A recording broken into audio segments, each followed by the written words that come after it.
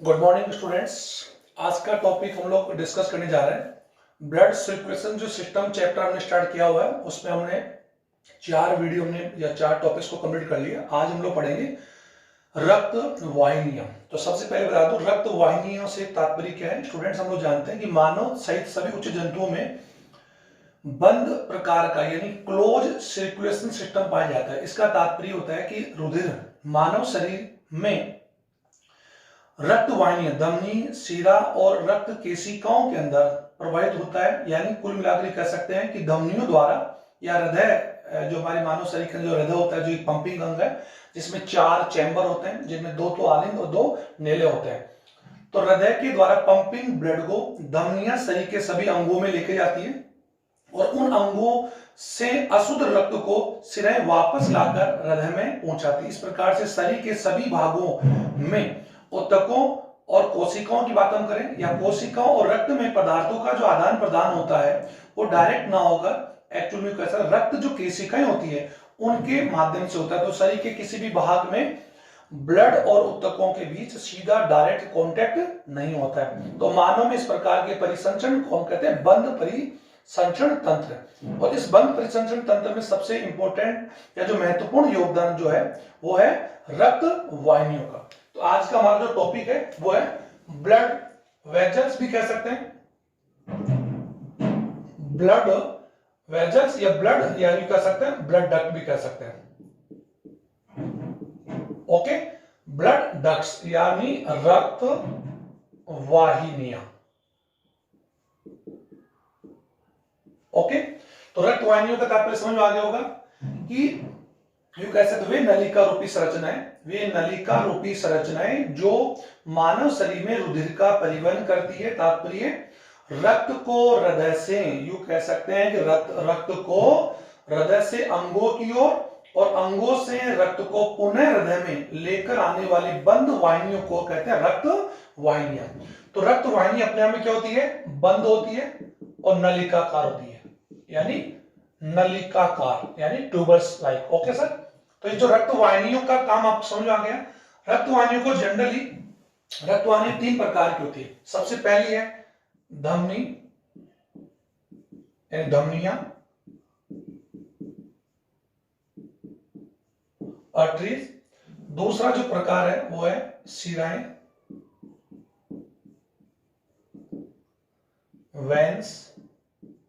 Veins.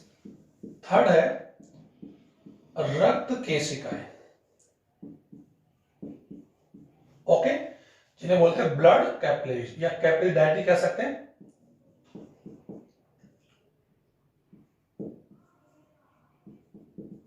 Okay, blood capillaries.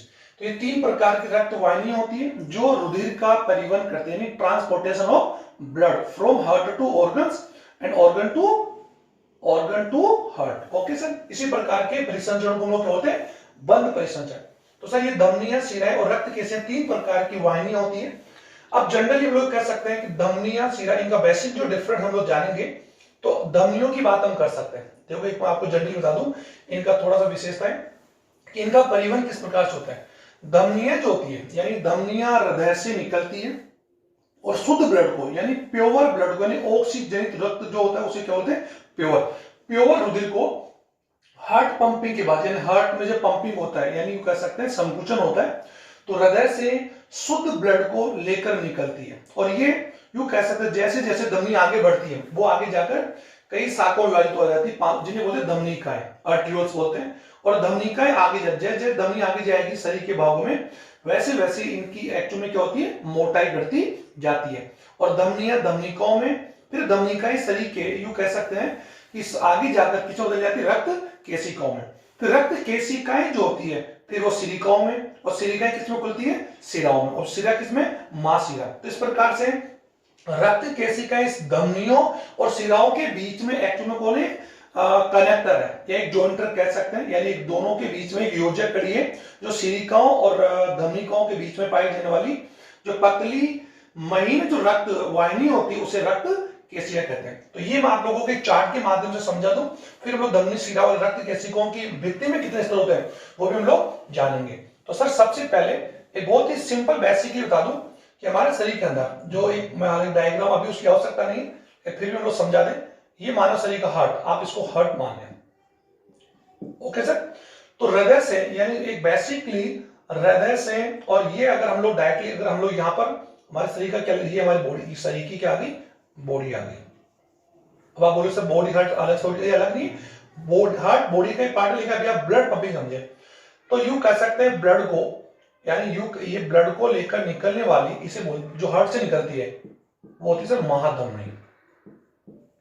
महाधमनी, aorta सबसे बड़ी महाधमनी होती है।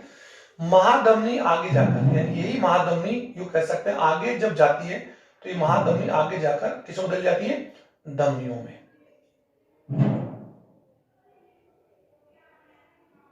या मैं इसको डायरेक्टली डायग्राम के माध्यम से ना समझाकर एक हेडिंग से समझा तो ज्यादा समझा जाएगा। महाधमनी निकलती है, फिर महाधमनी आगे जाकर बदल जाती है धमनियों में।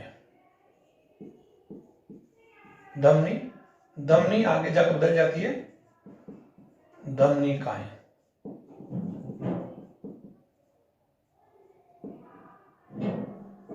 आर्टिकल्स। ओके, धमनिकाएं आगे जाकर ये शरीर के अंग में जब जाती है तो आगे जाकर ये किसमें बदल जाती है, रक्त केशिकाओं में। रक्त केशिकाएं। ओके, और रक्त केशिकाएं आगे जाकर जो रक्त केशिका अंग में जब चली, अंगों की बात हो गई, इसको मैं यहां पर डालता हूं। तो धमनियां किसी अंग में, धमनी किसी अंग में, यानी ये किसी बॉडी किसी अंग में प्रवेश कर जाती है। अब बात आती है कि धमनी का नाम उस शरीर के अंग के नाम पर, जैसे हमारा महाधमनी, हमारे हृदय के बाएं जो नीले होता है उसे महाधमनी निकलती है, जिसको बोलते हैं गिरवा देहचाप, कैरोटिक सिस्टेमेटिक और बोलते हैं। ओके, ये धमनी शरीर के आगे जाकर बढ़, एक उसका भाग जाता है गिरवा की ओर और भाग जाता है देह की ओर, बॉडी की ओर। और शरीर के जिस अंग में धमनी जाती है उस धमनी को हम उसी अंग के नाम से बोलते हैं। अगर वो किडनी जाती है तो हम उसको रेनल आर्टरी बोलते हैं, यानी वृक्क धमनी। लीवर जाती है तो हम उसको हेपेटिक धमनी बोलेंगे। तो शरीर के जिस अंग में वो जाती है उसी नाम से उसका नाम रखा जाता है। तो धमनी किसी अंग में जाने के बाद, और ये क्या लेके जाती है, O2 युक्त, इतना बड़ा नहीं जा रहे हम लोग, O2 युक्त ब्लड, यानी O2 युक्त ब्लड लेकर ये हार्ट से निकलती है। Okay sir. और धमनी अंग में जाने के बाद में धमनी को बढ़ जाएगी। ये एक्चुअली किसका है सर, ये अंग, ऑर्गन की बात, ये हार्ट से निकलने के बाद में ये ऑर्गन की बात चल रही है, यानी इसको समझे आप, ये ऑर्गन ही है, ये ऑर्गन ही है, कोई शरीर का एक ऑर्गन। ओके सर, पर्टिकुलर सभी में ऐसे होता है। तो धमनी अंग में जाने के बाद में धमनिकाओं में, ओके सर, लेकिन किसी भी अंग के ऊतक और कोशिकाओं के डायरेक्ट कॉन्टेक्ट में ब्लड नहीं होता है। तो धमनी ब्लड में ऑर्गन में जाते ही धमनिकाओं बढ़ जाती है। और धमनी से यूं कैसे, एक धमनी से 4, 5 या 4 से 6 धमनिका निकलती है, और ये धमनिका आगे जाके किस बदल जाती है, रक्त केशिकाओं में। ये अंग ही चल रहा है शरीर के, हमारी बॉडी का क्या अंग है। रक्त केशिकाएं जो होती है, अब रक्त केशिकाएं आगे जाकर कह सकते हैं, रक्त केशिकाएं जो खुलती है वो खुलती है सिलिकाओं में। Okay sir. और सिलिकाएं जाके किसमें खुलेगी, शिराओं में, या यूं कह सकते हैं एक शिरा से कई सिलिकाएं बनती, बात एक समझ लीजिए। और शिरा जो है वो जाके किसमें खुलती है, महाशिरा। Okay sir. और महाशिरा जो यूं कह सकते हैं, यानी इन्फेरियर, जिसे अपनी भाषा में कह सकते हैं इन्फेरियर वेना को कहते हैं। और ये महाशिरा वापस जाकर, यूं कैसे, महाशिरा वापस जाकर किसमें खुल जाती है, हार्ट में।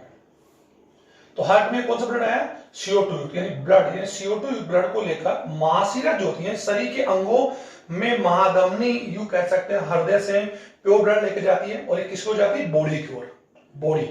Okay sir. और बॉडी में सभी भाग आगे, और बॉडी के अलग अलग भागों में जाकर धमनी जाती है, धमनी है धमनिकाओं में, फिर रक्त केशिकाओं में, फिर सिलिकाओं में, फिर शिरा और महाशिरा। इस प्रकार से ब्लड का जो सर्कुलेशन होता है वो एक प्रकार टोटली क्या होता है, क्लोज होता है, बंद होता है, यानी वाहिनियों में होता है। अब बात ये आती है कि इनमें डिफरेंट क्या तीनों में, वो मैं आपको समझा रहा हूं, एक एक करके मैं समझा दूंगा।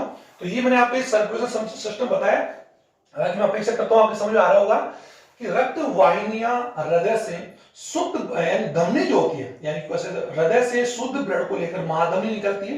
ये महाधमनी धमनी में, धमनी धमनिकाओं में, आर्टरियल्स में, फिर धमनिकाएं जो होती है, धमनिकाएं सिलिकाओं में बदलने से पहले किस बदलती है, रक्त केशिकाओं में। यानी इनके बीच में रक्त, आप देख पा रहे धमनिकाएं और सिलिकाओं के बीच में जो महीन और पतली ब्लड डक्ट होती है, या जो ब्लड जो रक्त वाहिनी होती है वो रक्त केशिकाएं होती है।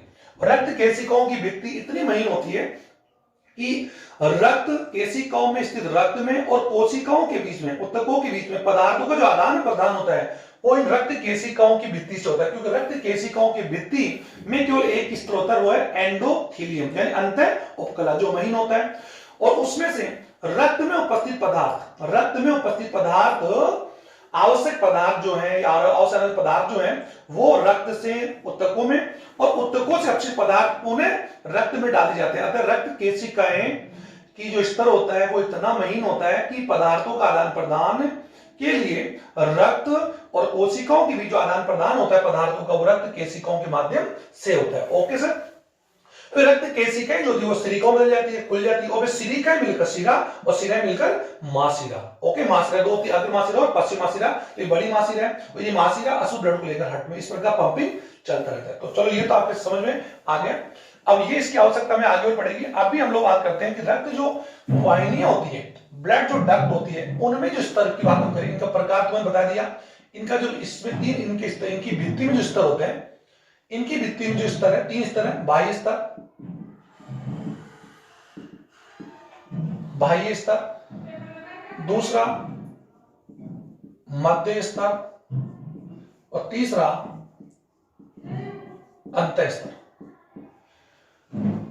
ट्यूनिका, ट्यूनिका एक्सटर्ना,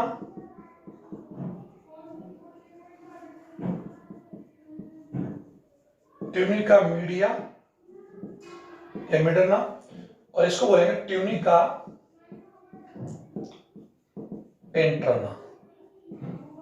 ओके, तो बहुत ही सिंपल वे में समझा रहा हूं ये स्तर। अब बात हम करें धमनी और शिराओं की बात हम करें।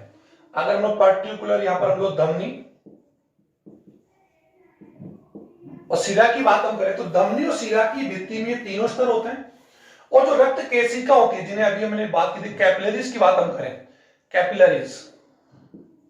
ओके, तो रक्त केशिकाओं में केवल अंतःस्तरीय पाया जाता है, यानी ये स्तर नहीं पाए। तो ये सबसे बेसिक अंतर आप समझ में आ गया होगा। अब मैं तीनों स्तरों के बारे में इनके कुछ पॉइंट बता दूं, ये आप समझ आ गए। अब बात आती है बाह्य जो स्तर होता है, ये रक्त केशिकाओं का केवल किसमें, धमनी शिरा की बात चले, ब्लड कैपिलरीज में केवल एक ही स्तर पाया जाता है, ये दो स्तर नहीं पाए जाते, और ये महीन होती है, और शरीर के कोशिकाओं या ऊतकों के बाहर पाई जाती है। ओके सर, बहुत पतली होती है। अब बात हम करते हैं बाह्य स्तर जो होता है, ये रक्त वाहिनी धमनी और शिरा में पाया जाता है। ध्यान दें, ये सबसे बाह्य स्तर होता है, और ये किसका बना होता है सर, संयोजी ऊतक यानी कनेक्टिव टिश्यू, संयोजी ऊतक का बना होता है। ध्यान से सुन लीजिए, मोटा स्तर होता है, संयोजी ऊतक का बना होता है, और साथ ही इसमें अरेखित, और वो भी कौन सी, यू कह सकते हैं अरेखित भी एक्चुअली कौन सी, लंबित, यानी जिसे अपने पास हम कह सकते हैं लॉन्जिट्यूडिनल अरेखित पेशियां और कोलेजन तंतु पाए जाते हैं। साथ ही इसके अंदर तंत्रिका तंतु भी पाए जाते हैं, और लसिका वाहिनियां। ये आप समझ रहे होंगे कि बाह्य जो स्तर होता है, धमनी और शिरा का बाह्य स्तर को हम लोग ट्यूनिका स्तर कहते हैं। ये संयोजी ऊतक से अरेखित पेशियां, और अरेखित पेशियां भी कौन सी, लंबवत, इसको आप समझे अनुलंबी है, लंबवत कोलेजन तंतु पाए जाते हैं, और तंत्रिका तंतु पाए जाते हैं, लसिका वाहिनी। इन सबसे मिलकर बनने वाले स्तर को बाह्य स्तर कहते हैं। ये स्तर जो होता है धमनी में मोटा होता है, शिरा में पतला होता है, और कैपिलरीज में नहीं पाया जाता। ओके सर, समझ में आ गया। और अब बात मध्य स्तर, ये मध्य स्तर जो है बाह्य स्तर और अंत स्तर के मध्य पाया जाता है। ये जो स्तर होता है, इसमें पेशियां जो होती है, यानी इसमें वर्तुल पेशियां, कौन सी पेशियां, वर्तुल, और वो पेशियां कौन सी, वर्तुल अरेखित। एक बात मैं बताऊं सर, हमारी बॉडी में जो मसल्स होती है वो तीन टाइप की होती है, अगर आपने सुना होगा, वॉलेंट्री, अनवॉलेंट्री, और एक कॉर्डिक, यानी रेखित, अरेखित और हृदय पेशियां। तो हमारे शरीर में जो रेखी पेशी होती है उन्हें कंकाली पेशी कहते हैं, जो शरीर के बाह्य अंगों पर पाई जाती है, जिनके द्वारा हमारे बॉडी में मूवमेंट हो, जैसे मैं लेकर आऊं, बोल रहा हूं, ये सारी जो पेशी हैं वो रेखित है।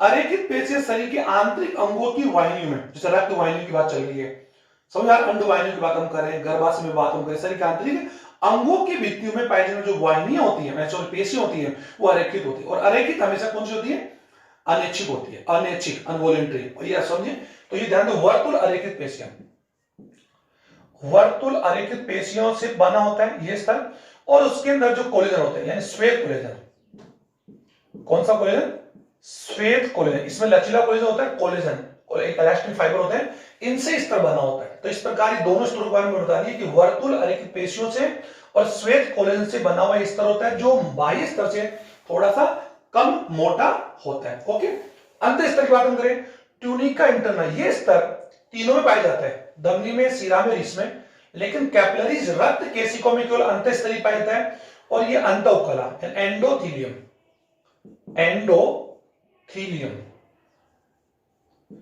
एंडो यानी it is made up with endothelium, यानी ये अंतःउपकला, ध्यान दें अंतःउपकला से बना होता है और ये महीन और पतला होता है, इतना पतला कि इसमें से, यानी ये इतना महीन होता है, समझिए ये रक्त यूं कह सकते रक्त केशिका है, ये इतना महीन, इसकी भित्ति इतनी महीन होती है कि इसमें बहते हुए रक्त में से आवश्यक पदार्थ जो होते हैं वो इसमें से पारगमन करके, क्या करके, ट्रांसपोर्ट होके किस में जा सकते हैं, ऊतकों में। ये आप ध्यान दें, ये ऊतक है और ऊतकों के जो अनावश्यक पदार्थ वो ऊतकों से रक्त में पहुंचा दिए जाते हैं। आप मेरी बात समझ में आ रहा होगा।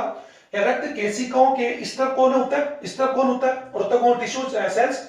इन ऊतकों में जो आवश्यक अनावश्यक पदार्थ जो होते हैं वो ऊतकों से रक्त में, और आवश्यक पदार्थ O2 की बात हम करें, पोषक पदार्थ है, ग्लूकोज, जो भी आवश्यक पदार्थ रक्त में से, क्योंकि रक्त हमारी बॉडी का एक कौन है, रक्त हमारे शरीर का एक्चुअल कौन है, फ्लूइड। अगर बात हम करें फ्लूइड कनेक्टिव टिश्यू, तरल संयुक्त है जो शरीर में एक्चुअल में सर्कुलेट करता है और शरीर के सभी भागों तक पदार्थों का ट्रांसपोर्ट करता है। और ये मैं आपको बता भी चाहूंगा कि फंक्शन ऑफ ब्लड, यानी ब्लड के फंक्शन की बात हम करें तो ब्लड के फंक्शन बहुत है सर।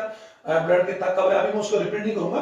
ब्लड का थक्का बनाने की बात हम करें, पोषक पदार्थों के वितरण में, O2 के ट्रांसपोर्ट में, CO2 के ट्रांसपोर्ट में, या फिर यूं कहते रोग प्रतिरोधक क्षमता में अगर बात हम करें तो ये यूं कह सकते हैं ये सारा जो ट्रांसपोर्टेशन का वर्क है या जो भी वो सारा ब्लड करता है। ओके सर, तो ये रक्त केशिकाओं के स्तर की बात हम कर रहे हैं और ये स्तर तीनों में पाया जाता है, धमनी, सीरा पाया जाता है, लेकिन रक्त केशिकाओं में ये स्तर केवल यही स्तर होता है जो पतला होता है, महीन होता है, पारदर्शी होता है कुछ पदार्थों के लिए। ओके सर, अब ये मैंने आप आगे में होता है, ये मैंने आपको तीन स्तर बता दिया।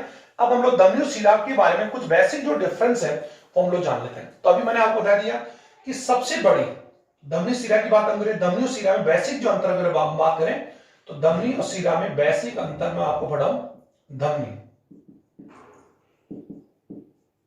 आर्टरी और वेन। ओके सर, इसका बेसिक अंतर अगर हम लोग देखें, रक्त केशिका मैंने बताई दी आपको, रक्त केशिका महीन होती है और ये, अब सबसे पहले बात हम लोग करते हैं आर्टरीज, यानी आर्टरी भी कह सकते, अगर एक की बात हम करें, सॉरी RIS,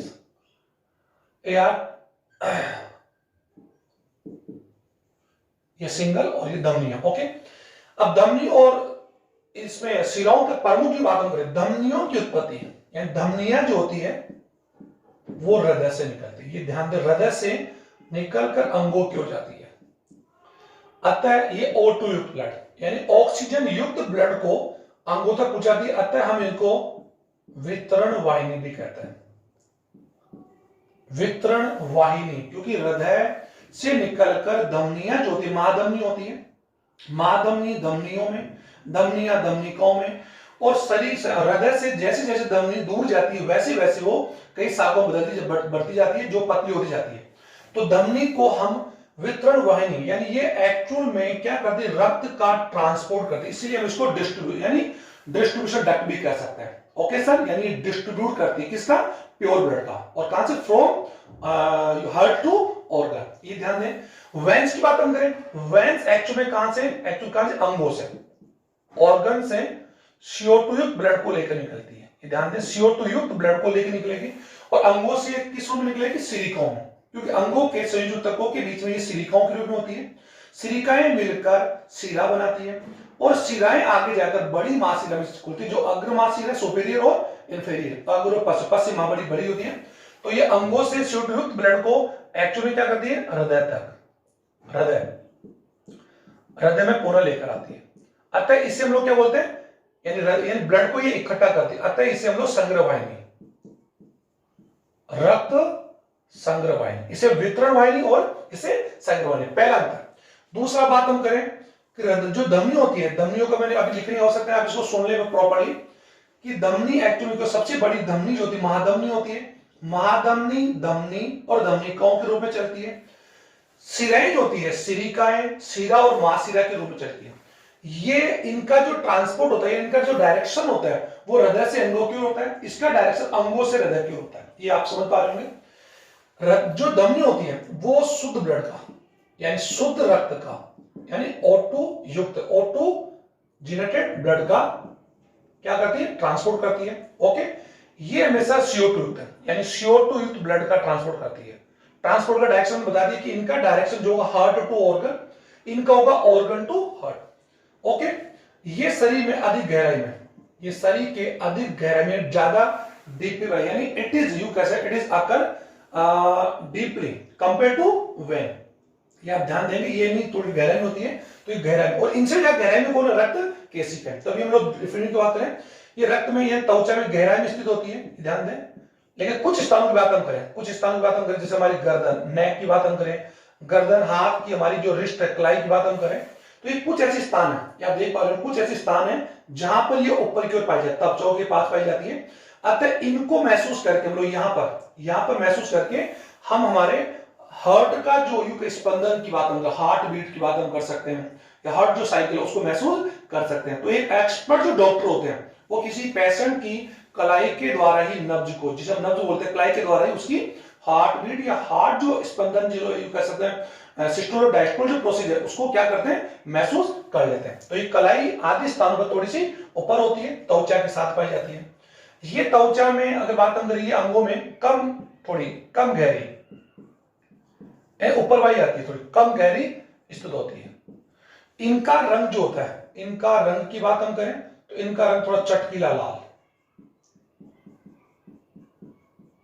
चटकीला लाल होता है। ओके, या फिर गुलाबी भी कह सकते हैं।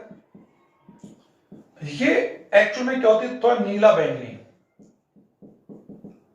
नीला बैंगनी पर्पल कलर में होती है, क्योंकि इनमें CO2 ब्लड है, अतः ये नीले रंग की होती है और ये रेड कलर की। आप समझ पा रहे हैं। इसके साथ ही कैसे इसमें प्योर, अब बात आती है इनमें एक जो धमनी है, पल्मानरी धमनी, इसको हिंदी में बोलते हैं फोफोस धमनी, पल्मानरी जो धमनी होती है, अब समझ पा रहे होंगे।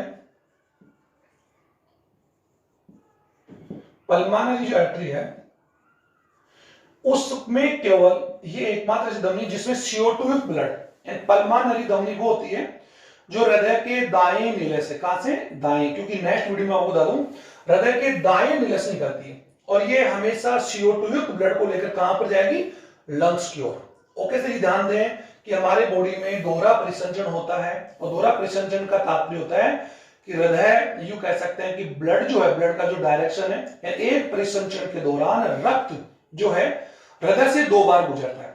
एक बार वो अशुद्ध अंगों से अशुद्ध ब्लड को लेकर सिराएं हृदय में जाती है, और हृदय में जाने के बाद में दाएं उसके दाहिने आलिन में खुलती है, दाहिने आलिन से दाहिने नीले से, दाहिने नीले से पल्मानरी धमनी निकलती है, और ये कौन से ब्लड को लेकर निकलेगी, CO2, ये ध्यान दें। और पल्मानरी धमनी उस ब्लड को लेकर जाएगी लंग्स में, और लंग्स में जाने के बाद O2 CO2 का आदान प्रदान हो जाएगा रक्त, लंग्स की रक्त केशिकाओं और वायु कुपिकाओं के बीच।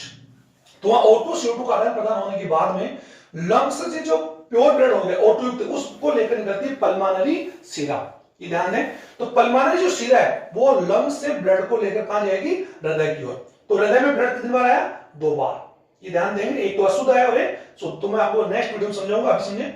तो पल्मानरी धमनी, इसका अपवाद उसी प्रकार से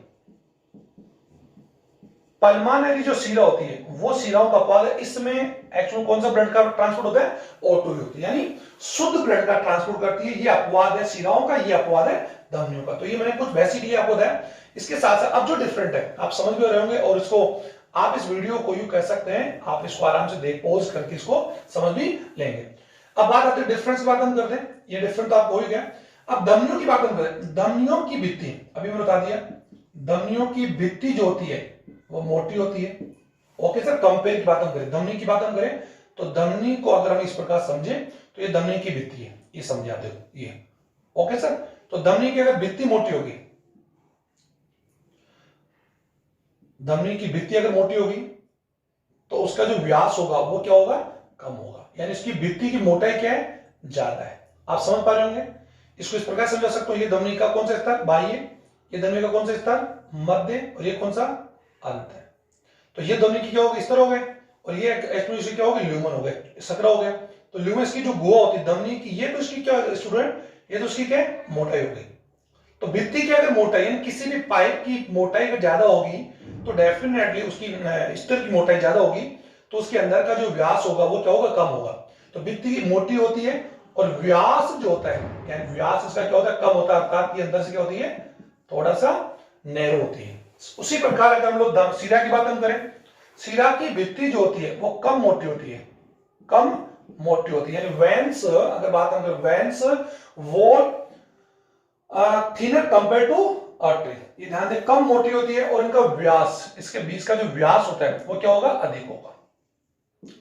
इसको भी आप समझा पा रहा हूं, आप समझ पाते हो, ये यहाँ पर व्यास यहाँ पर क्या कम है और इसकी भित्ति की मोटाई कम से इसका व्यास क्या होता है, ज्यादा होता है। आप समझ पा रहे होंगे, ये इसका व्यास है और ये इसकी क्यों है, भित्ति, तो व्यास इसका ज्यादा होता है। ओके, अच्छा, साथ ही अब जो नेक्स्ट जो डिफरेंस हम बात करें, नेक्स्ट जो डिफरेंस बहुत इजी है। नेक्स्ट डिफरेंस है कि धमनी के अंदर जो रक्त होता है वो actually high blood pressure, high blood pressure के साथ बहता है, यानी उच्च रुधिर के साथ, और साथ ही कैसे बहता है, झटकों के साथ, क्योंकि यहां पर इसकी भित्ति मोटी होती है और साथ ही यहां पर जो ब्लड का जो एक्चुअल में फ्लो होता है वो एक्चुअल में एक जैसा नहीं होता है, यानी तेज कम, यानी जेरेक्स के रूप में कह सकते हैं। यानी यहाँ पर जो ब्लड का जो फ्लो होता है वो यूं कह सकते हैं एक झटकों के साथ होता है, क्योंकि यहाँ जो ब्लड जो है वो एक हाई यानी रक्त हाई ब्लड प्रेशर उच्च रुधिर दाब के साथ बहता है, यानी यहाँ पर ब्लड का रुधिर दाब अधिक होता है। साथ ही यहाँ रक्त का जो प्रवाह है वो एक जैसा नहीं होता, ये आप समझो, रक्त का प्रवाह एक जैसा नहीं होता बल्कि जेरेक्स के साथ बहता है, आप समझ रहे होंगे, झटकों के साथ। साथ ही इनमें किसी प्रकार से कोई भी कपाट, यानी इनमें कोई कपाट या वॉल्व की बात हम करें, वॉल्व क्या होते हैं, एब्सेंट होते हैं। जबकि यहां पर रुधिर जो है, शिराओं में रुधिर दाब एक्चुअली में कम रक्त दाब के साथ बहता है, कम रक्त दाब के साथ बहता है और एक समान दाब, एक समान गति के साथ यहां पर क्या होता है, प्रवाह होता है, क्योंकि शिराओं में रुधिर प्रेशर को रोकने के लिए कपाट स्थित होते हैं। ये आप इसको कंफर्म कर लें, कपाट का तात्पर्य एक्चुअली में क्या होता है स्टूडेंट, वॉल्व की बात होती है, ये वॉल्व है, ये वॉल्व है। ओके, आप समझ पा रहे हैं, वॉल्व। तो ये क्या करते हैं, रुधिर दाब को अधिक प्रेशर से बैलेंस क्या करते हैं, रोकते हैं। तो ये एक डिफरेंट हो गया धमनी और शिराओं में, आप समझ पा रहे होंगे। तो ये कुछ बेसिक डिफरेंस की बात अभी मैंने आपको बता दी कि धमनी और शिराओं के बीच में जो डिफरेंस होता है। अब बात आती है कि जब धमनियां की भित्ति मोटी होती है और अधिक मोटी होने की वजह से ये, और एक्चुअली किस समय होती है, कोलेजन जो मैंने बता दिया था, अभी जो मैंने आपको स्तर बताया वही है। तो उन तीनों स्तरों की वजह से ये थोड़ी अधिक मोटी होती है। अच्छा, धमनी जब खाली हो जाती है यानी रिक्त हो जाती है, तो रिक्त होने पर ये एक्चुअल में पिचकती नहीं है, यानी कह सकते हैं रक्त खाली होने के बाद भी पिचकती नहीं है, अधिक स्तर मोटा होने की वजह से। जबकि शिराएं जो होती है इनका स्तर थोड़ा सा कम मोटा होता है, ओके सर, और इसीलिए अंदर से लचीला होता है, इसी वजह से ये खाली होने पर क्या हो जाती है, पिचक जाती है। आप समझ पा रहे होंगे, पिचक जाने का अर्थ है कंप्रेस हो जाती है। ओके सर, आफ्टर टू अगर बात हम कर सकते हैं जब ये खाली हो जाती है, एम्प्टी होने के बाद, रक्त निकल जाने के बाद। अब बात आती है कि शरीर का संपूर्ण अगर बात हम करें, धमनियों में 16 से 20% रुधिर एनी टाइम होता है, और अप्रोक्स बात हम करें 60 से 80% जो ब्लड होता है, 60 to 80% जो ब्लड होता है वो एक्चुअली किस होता है, शिराओं में होता है। अब समझ में आ गया। तो ये कुछ बेसिक डिफरेंस है धमनी और शिराओं के बीच। तो स्टूडेंट ये जो वीडियो मैंने आपको बताया इसमें डिफरेंट और भी हो सकते हैं, आप अपनी बुक के बाद देखेंगे तो देर आर ए सो यू कैसे there are a lot of difference between artery and veins, but we can calculate या we can learn 5 to 10 difference between veins and artery. तो आप 8 से 10 भी डिफरेंट याद कर लेते हैं तो यू कह सकते हैं ये आपके लिए, यू कह सकते these are sufficient for board exam. Okay, अब बात आती है ब्लड डक्ट, ये तो मैंने आपको डिफरेंट बता दिया, और इसको आप लोग करने के साथ इसको मैं चाहूंगा कि मैं कुछ क्वेश्चंस भी आप लोगों तक पूछाऊं, तो वो वर्बल टाइप के क्वेश्चंस आप लोगों तक हम लोग पूछाने का प्रयास करेंगे जिन्हें आपको तैयार अपने बोर्ड एग्जाम तैयारी करें। Thank you.